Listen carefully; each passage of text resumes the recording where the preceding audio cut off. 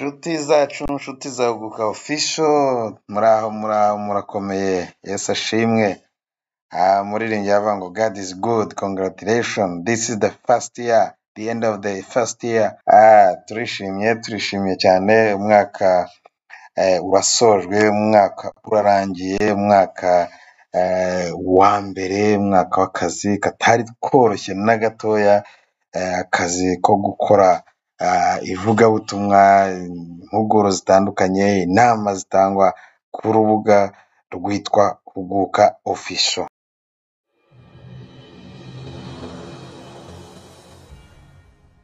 Ni urubuga rero twatangiye ku itariki ya 16 z'ukwa gatatu umwaka w'2024. Urubuga rwari mu by'ukuri mu migambi y'Imana, ariko twe tutari tuzi. Imana nishimwe. Munyemerere kugira ngo dusenge, tubwire Imana, tuyishimire ku bwa byose yadukoreye, hanyuma tubone gukomeza. Mana, turagushimiye mu izina rya Yesu, tugushimiye kubw'ineza yawe.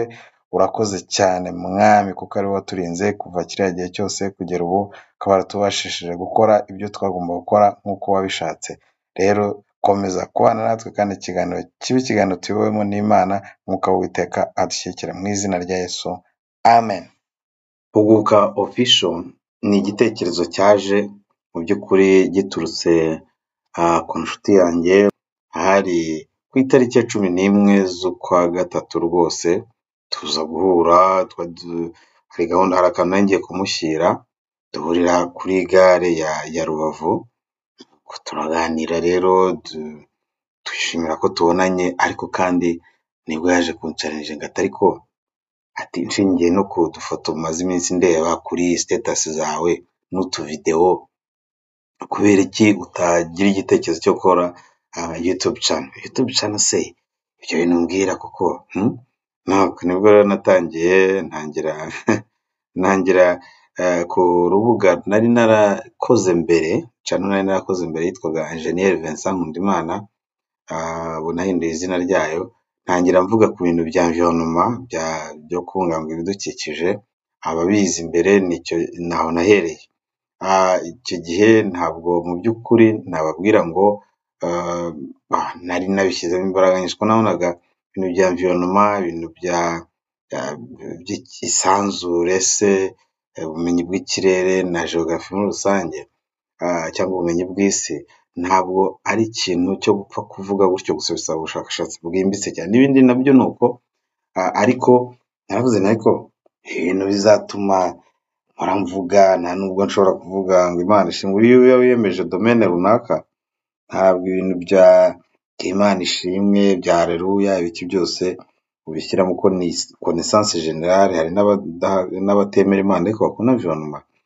Ni ibintu bizatuma rero ntisanzura nk'umukristo ukeneye gushima Imana, ukeneye kuvuga Imana muri we. Ariko ibimbe mbisubitse, yenda nzabisubukura, ahubwo reka nshake indi channel ivuga ku by'Imana. Gusa aba-environmentalist ntabwo nabataye, ko nanjye nibyo nize muri kaminuza. nzabagarukaho, ariko nahisemo kuba nkorana na Huguka Official. Rero ubwo nyuma y'iyo tariki ya 11 tuganiye na mwene data, niho finalement we organisation akorasiyo nkorera, akora mu kindi kigo, nibwo nagiye nyine nkorana n'iyo channel yari isanzwe. Ariko ku itariki ya 16 z'ukwezi kwa gatatu uwo mwaka nyine wa 2024, nibwo nagize gutya ntangiza channel nyita Huguka, nongera ko kantu bita Official. Nahereye ku cyigisho kivuga ubuyobe butari bworoshye bwabaye cyarwa. Mureke turebe ubundi ubuyobe nabuvuzeho iki, cyangwa navuze iki. Turareba uduce duto gusa, hanyuma ndaza kugenda mbereka tumwe mu duce nagiye nkoraho muri icyo gihe. Hasigaye dukomeze tubane n'Imana, dukomeze dukurikirane. Yesu nashimwe. Ndabakiriye kuri Huguka Official, kandi ndumva nifuza ko abantu kwiye guhuguka, nyine bagahuguka mu byo barimo, bagahuguka mu butamenya, hari igihe usanga abantu bahuze cyangwa ntacyo bitayeho muri uru rugendo, ugasanga uwo ari wese n'inyigisho zitandukanye ziramujyanye ziramuyobeje. Turashaka ko mu bintu byose tuganira muri uru rugendo rwo mu ijoro bigira uwo bikiza cyangwa bigira uwo bifasha. kugira ngo mbabwire yuko uyu munsi dutangiye urugendo rwo kuganira ku buyobe cyangwa inzira iyobya abantu bajya bacamo batabizi. Akenshi bitangira ugira ngo ni ibintu bisanzwe, ni urugendo rusanzwe, ariko ubundi umwanzi inshuro nyinshi aba yabapangiye cyangwa se yarababajwe n'uburyo bagenda bakorera Imana akabayobya. Munyemerere mbagezeho raporo y'ibyakozwe muri uyu mwaka tumaze dukora ivugabutumwa. Reka duhere wenda kuri abantu tumaze kugeraho cyangwa se statistics zigaragaza ivugabutumwa icyo ryakoze, inama twatanze kuri YouTube channel ya Huguka Official, cyangwa se ibintu bitandukanye twagiye tubashishwa n'Imana gukora.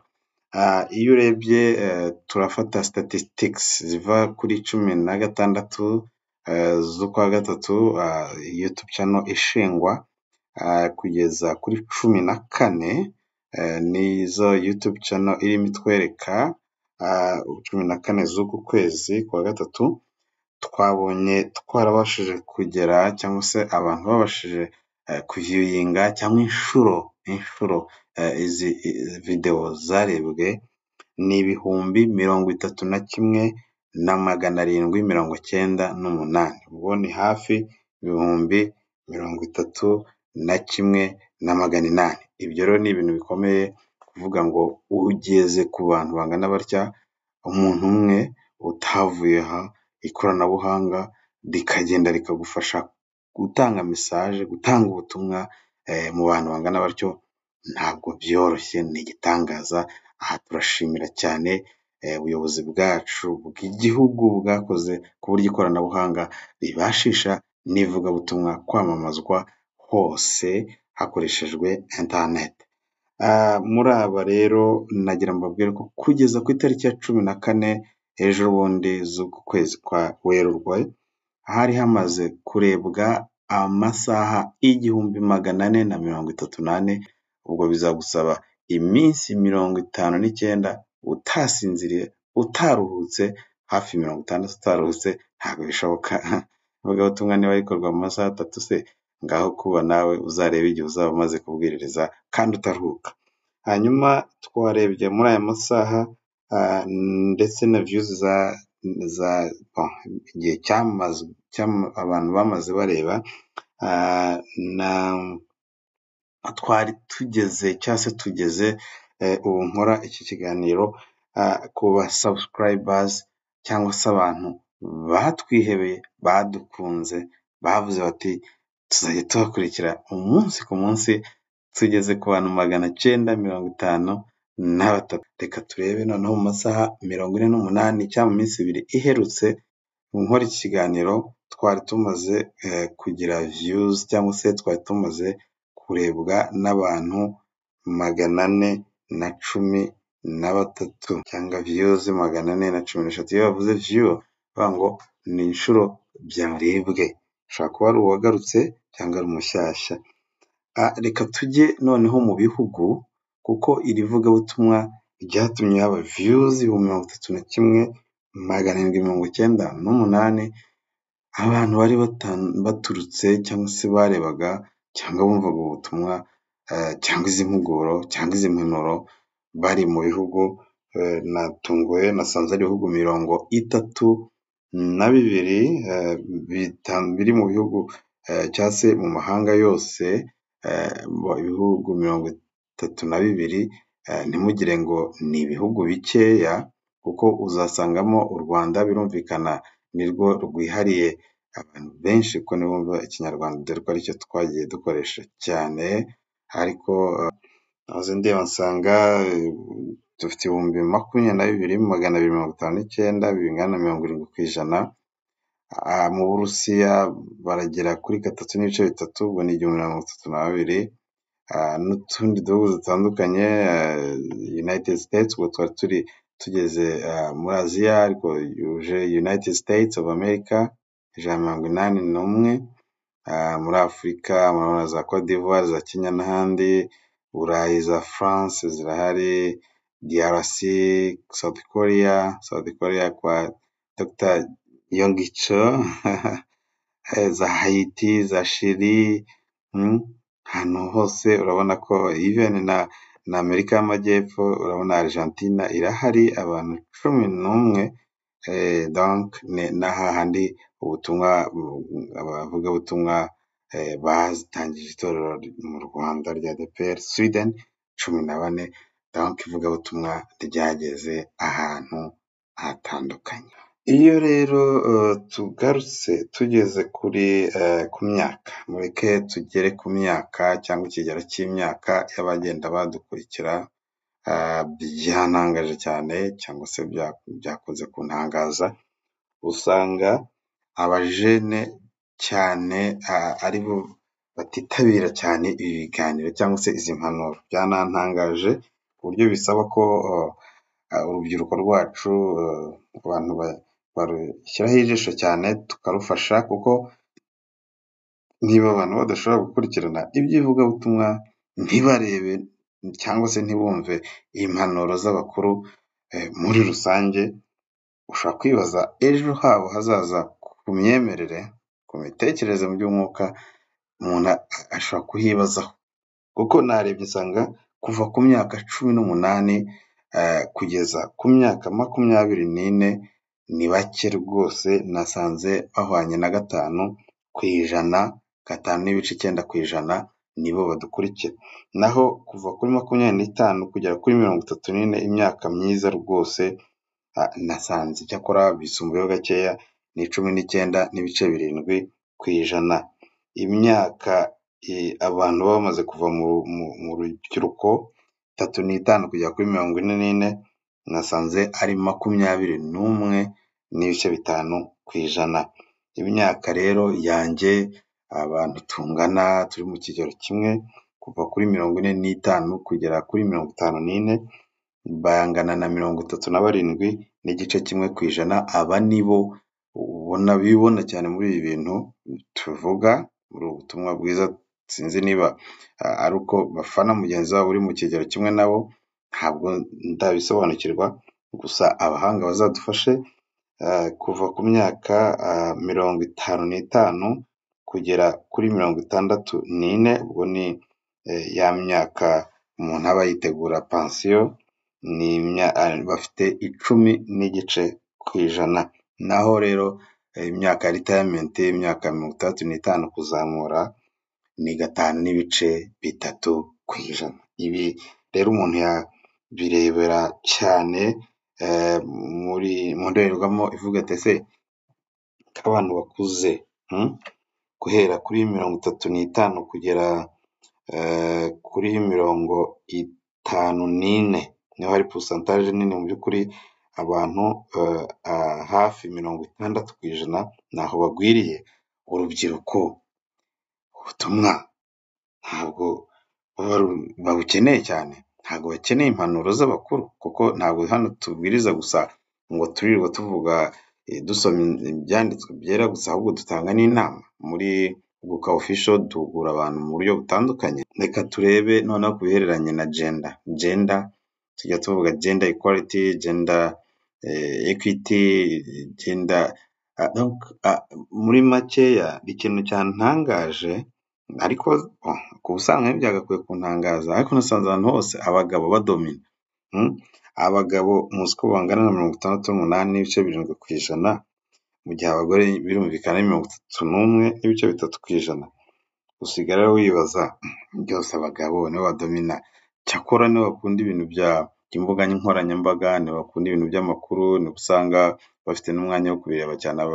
Abagore bashishikariye mu turimo twinshi utabasha kubara cyangwa kubarura tw'umunsi, bagira buryo turimo twinshi, nubwo ab'igitsina gabo tudakunda kubimenya ko burya bavunika cyane, ariko dukwiye kubafasha. So rero urabona ko abagabo aribo bamenya cyane amakuru y'ivugabutumwa rikorewe ku mbuga nkoranyambaga, nyamara sintekereza ko aribo benshi ku isi. Nacyo ni ikibazo kuba aribo badomina hano muri izi mbuga. Ikintu cyantunguye kindi gikomeye ni subscription status, aho nasanze abantu bajya baza kureba video cyangwa bumva izi nama zacu, abenshi ni abatarakanze subscribe. Nasanze abagera ku 23,672 bangana na 74.4% ari abantu batakanze subscribe rwose kuri Ugoka Official. Byantangaje. Ariko abagera ku 8,126, bivuze 25.6% nibo bonyine bakanze subscribe. Gukanda subscribe ntacyo bitwaye, ntabwo bigutwara ndi mu mega additionnel wapi. Ni ukuvuga gusa ngo komezaho, komeza utuhanure, komeza utwunganire, komeza, kuko turunganira, ntawuzana inama nanjye nkazana indi. So rero abantu 74 n'ibice bine ni benshi cyane. Mureke rwose umuntu wese utarakanda subscribe tumusabe akande subscribe. Nta cyaha kirimo, nta kosa ririmo, nta bizira birimo, nta n'icyo bitwara. Niba wadusuye rwose dushyigikire, you can sub, burya ubushyigikiye iyi initiative niyo tuba turimo. Mbibutsa yuko kugira ngo kandi subscribe ntabwo upfa gukanda gusa, ubanza kumva, ugatanga comment, ugatanga like. Imaze kwishimira ibyo, donc ibyo kubikora bivuga ko wishimiye iyo product cyangwa icyo kintu twaguhaye. Nibwo ujya gukanda subscribe, ugakanda subscribe, ubundi ukajya kuri ka bell cyangwa kazogera kanditseho all, ugakanda all. Ndabashimira abakanda subscribe, abakoze batanze umwanya wabo bakareba bakatwumva. Imana ibamugisha. Aba viewers barenga 38, benshi, hafi 32 ni benshi cyane. Abandi batandukanye bagiye batanga comments, nagiye mbona comments nyinshi, nagiye mbona likes nyinshi, nagiye numva motivation. Biratwagura, bitwongerera imbaraga, intege nyinshi. Rero Imana ibamugisha. Ndumva munyemerere nsoze bashimire mwese, mbabwire yuko ivugabutumwa cyangwa se inama zizatangwa kuri Ugoka Official zigikomeje ndetse za nyinshi mu mwaka ukurikiyeho. So inama zanyu turazikeneye muri commentaire, dukeneye iyo support moral, kandi inama ya buri wese ntakagire uwitinya, burya ni iy'ingenzi. Imana rero nibaha umugisha, dukomeze tubane. Reka rero dusenga, kandi niba tuvuge congratulations gusa, niba tuvuga happy birthday of 2024, kandi turakomeje. Now I want to take this opportunity to thank everyone, those who may understand English, for your contribution to the growth of this channel. And now let's continue and let's go on following, commenting, liking, and giving your advice to improve this channel. Je vous remercie tous, le monde qui a participé, donc qui a commenté, qui nous a donné le temps, qui a suivi nos émissions, nos conversations, nos conseils et nos prédications. Que Dieu vous bénisse. Donc, ça, c'est la première année qui vient de s'écouler, mais nous continuons notre travail, notre œuvre pour le Seigneur, et Dieu va nous aider. Et nous aurons toujours besoin de vous. Nous aurons toujours besoin de vos avis, et Dieu va faire beaucoup plus de choses que ce qu'il a fait donc l'année dernière. Mana nibaha umugisha, tuzasubira. Reka dusenge. Mana turagushimiye mu izina rya Yesu, wagize neza kudufasha no kutubashisha muri mwaka utambutse, kandi imbabazi zawe nyinshi n'ubuntu bwawe nibyo byadushoboje komeza gufasha buri wese udukurikira, kandi imbabazi zawe nyinshi zigumane natwe, dukomeze twishimira ibyiza duha mu izina rya Yesu. Amen.